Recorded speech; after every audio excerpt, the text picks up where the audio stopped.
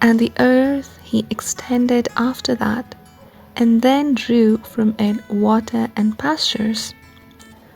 These words from the Quran correspond exactly to the latest theory of drifting continents. This means that all our continents at one time were parts of one consolidated landmass. Then, following an explosion, they were scattered all over the surface of the earth, and a world of continents emerged from the sea and oceans. This theory was first properly expounded in the year 1915 by a German geologist, Alfred Wegener. Together, they could be fitted into one another like a jigsaw puzzle.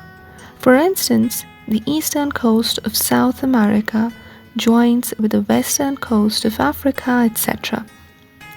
There are several other such resemblances to be found on opposite coasts of vast oceans.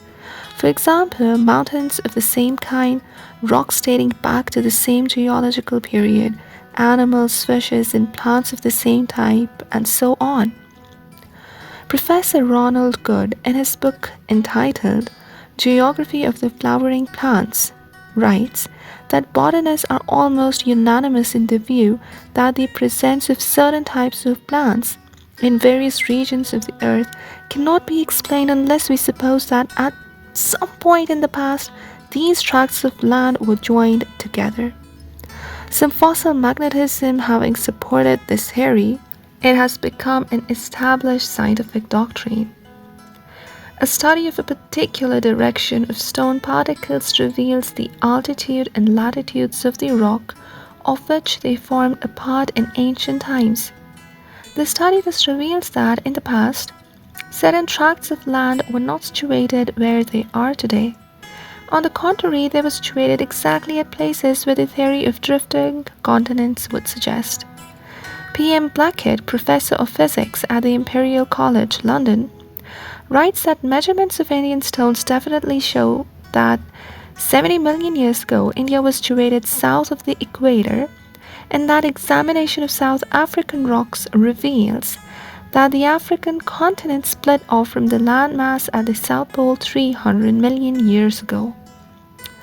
The word which is used in the Quranic verse to describe this phenomenon of drift and dispersal is zaw. It has the same connotations as the English word drift. For example, the rainwater caused the sand particles to drift away from the land.